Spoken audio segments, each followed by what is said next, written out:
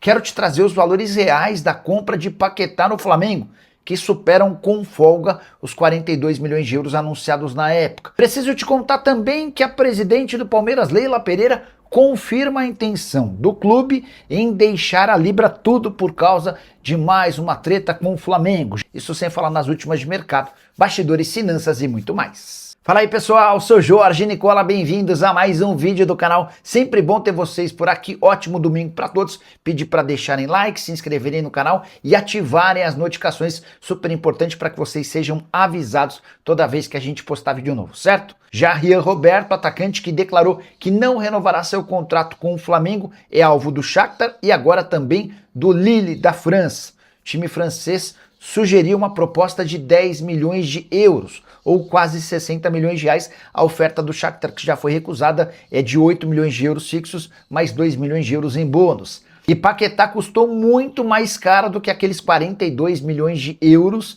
anunciados quando da sua transferência do West Ham para o rubro-negro. É que com impostos, intermediações e luvas, o valor final da operação não foi de 260 milhões de reais, como anunciado na época, e sim de 315 milhões de reais, uma diferença de 55 milhões de reais a mais. No fim das contas, a operação custou ao rubro-negro 53 milhões e 800 mil euros, de longe a maior contratação da história do futebol da América do Sul. Importante registrar que o balanço oficial do Flamengo, referente ao primeiro trimestre de 2026, aponta gastos de 469 milhões de reais, somente em 3 meses desse ano.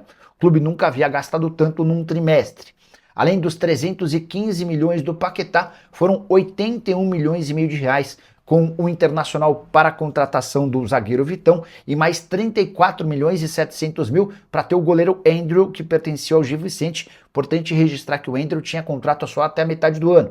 Bastava o Flamengo assinar um pré-contrato com o Andrew e poderia contar com a chegada do jogador em julho sem custos.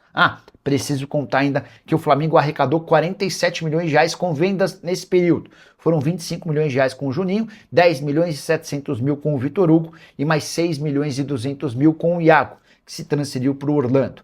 A receita total no trimestre foi de 383 milhões de reais, um aumento de 35% em relação ao mesmo período, os 3 primeiros meses do ano de 2025. Mas o Flamengo fechou com prejuízo, com um déficit de 64 milhões de reais. Thiago Almada, craque do Botafogo, da seleção argentina e que não consegue jogar no Atlético de Madrid, está sendo especulado como possível reforço do River Plate. Notícia super importante para clubes brasileiros. Vale a lembrança de que o Palmeiras tentou contratar o Almada na última janela de transferências, mas ouviu que o craque argentino não pretende deixar a Europa. Pois bem, a ESPN Argentina assegura que o Almada negocia com o River Plate. A ideia é que ele chegue por empréstimo e a resposta do Atlético de Madrid do Almada deve pintar em 20 dias. Queria só lembrar para vocês que o River Plate nem disputa a Libertadores da América, está na Sul-Americana. E diante desse cenário, entendo ser obrigação dos principais clubes brasileiros entrarem em contato com o Almada e também com o Atlético de Madrid para cogitar a possibilidade de contratá-lo. Não por empréstimo, mas em definitivo. Jogador que é muito acima da média, mas não tem conseguido jogar sob o comando de Diego Simeone. Das últimas 7 partidas do Atlético de Madrid na Champions, ele nem saiu do banco de reservas em 6 delas, o que mostra que ele está bem distante de ser protagonista no time do Simeone, apesar do enorme talento. Temporada de 36 jogos, 4 gols e 2 assistências, é certo que ele não fica no Atlético de Madrid, resta saber se ele vai consumar a ideia de continuar no futebol europeu ou se de fato topa vir para a América do Sul e os clubes brasileiros têm muito mais capacidade financeira para contratá-lo. Jogador adquirido por 21 milhões de euros, contrato no Atlético de Madrid até 2030, avaliado em 25 milhões de euros. Se o Paquetá custou 52 milhões de euros, por que não gastar 35 milhões de euros em alguém extremamente interessante, promissor e de apenas 25 anos de idade? Ou você pensa diferente? Use o espaço para comentário e opine. Só não esquece de deixar like, de se inscrever no canal. Vergonha o jogo do Flamengo de hoje. Cadê o reserva do Arrascaeta? A diretoria só quer saber de comprar volante. Não há um reserva imediato para o Arrascaeta. Essa é uma constatação óbvia e absolutamente certeira. O Arrascaeta fora, só volta. Ele teve uma quebra da clavícula, e pro Flamengo só deve voltar depois da Copa do Mundo, né? Resta saber se ele vai ter ou não condição de jogar a Copa. Mas eu acho que era possível vencer o Vasco mesmo sem o Arrascaeta. O Flamengo chega a abrir 2-0, vi um jogo do Flamengo por 70, 75 minutos bom. A reta final acabou sendo de fato bem ruim. O Leonardo Jardim, o técnico do Fla, ficou bem irritado com a perda de 2 pontos hoje, tá? Deixa eu responder ao Silvio Francisco com um dos principais temas do fim de semana. O Silvio fala sobre Almada no River Plate. A ESPN da Argentina informou que em 20 dias o Almada e o Atlético de Madrid responderão sobre a possibilidade de o jogador ser emprestado ao River Plate. Esses 20 dias não correspondem. Logo que eu vi 20 dias, eu falei, mas por que 20 dias, né? Vale a lembrança de que o Atlético de Madrid está na semifinal da Champions e a decisão está marcada para o último sábado do mês, mais especificamente no dia 30 de maio, tá? Se o Atlético de Madrid passar para a final da Champions, a preocupação toda do Atlético vai ser em decidir esse título que é o mais importante para a história do clube. E imagino que esse assunto Almada seja postergado. Talvez a resposta em 20 dias é se o Almada topa vir à América do Sul ou não, porque quando o Palmeiras tentou contratá-lo, na janela do começo do ano, antes mesmo de o Atlético de Madrid se posicionar, foi o Almada quem falou, não quero voltar para o Brasil, vou continuar jogando no futebol europeu, ainda tenho lenha para queimar. O que está certo, Silvio, é que no Atlético de Madrid a coisa não vai acontecer. Dos últimos 7 jogos do Atlético de Madrid na Champions, em 6 deles o Almada não saiu no banco, o que é uma grande aberração. A gente está falando de um camisa 10 que brilhou no Brasil até aí, tudo bem, mas que foi bem na França e é peça importantíssima da seleção argentina. Cara, ele é titular da seleção argentina, ele joga muito com a camisa da seleção. Enfim, não consegue vingar sob o comando do Diego Simeone. Então tá muito claro que o Almada vai embora. A informação que a gente tinha, depois da consulta, da proposta do Palmeiras, é de que o Almada queria continuar na Europa.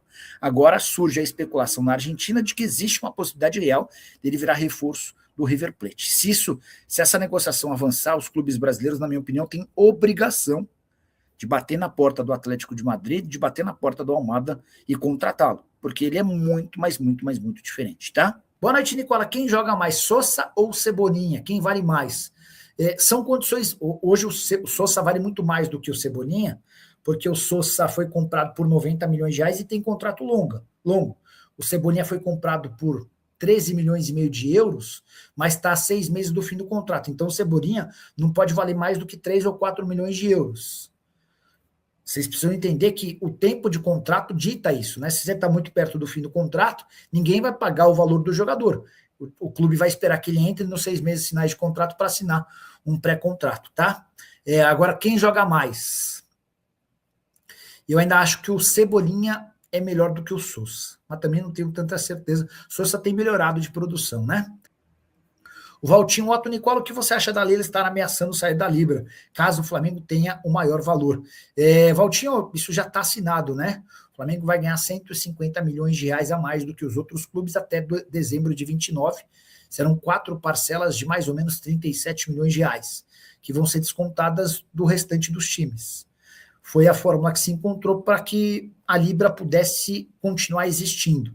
O Flamengo tentou implodir a Libra no ano passado, chegou aí à Justiça pedindo bloqueio das receitas dos outros clubes que tiveram dificuldade para manter seus pagamentos. O Grêmio, o São Paulo e o Santos acenaram com a possibilidade de mudar de lado, mas no fim das contas se acertou isso. Então o Flamengo embolsa esses 150 milhões e o restante da bolada é dividida de forma igual, 40% de forma absolutamente igual para os clubes, 30% de acordo com a classificação final do campeonato, quanto melhor sua posição, mais grana, outros 30% de acordo com a audiência. Boa noite, Nicola. Os pais do Rian Roberto queriam ele no Shakhtar, ao Nasser 2-0 no Al-Ahly, bateu essa. Pois é. O Rian Roberto tem tudo para se mudar para o Shakhtar. O Rian é um atacante de 18 anos de idade, titular absoluto do Sub-20 do Flamengo. O Flamengo errou com o Rian, né? Deixou para renovar o contrato muito perto do fim. O vínculo se encerra em março do ano que vem. A partir de setembro desse ano, ele já poderia assinar um pré-contrato. E os pais do Rian Roberto deixaram claro, não vamos assinar esse pré-contrato. Ou vende agora, ou vocês vão perder o jogador de graça. Proposta do Shakhtar de 8 milhões de euros. O Flamengo tem 70% dos direitos econômicos, ainda vai manter 20% de valor de uma venda futura e vai embolsar 30 milhões de reais. O negócio está bem avançado, tá? Rapaziada boa, chegando aqui com mais um giro de notícias exclusivos e atualizados pra vocês do Mengão. O Flamengo que jogou ontem, né? Não conseguiu jogar bem diante do Vasco. O Flamengo não conseguiu ganhar o jogo.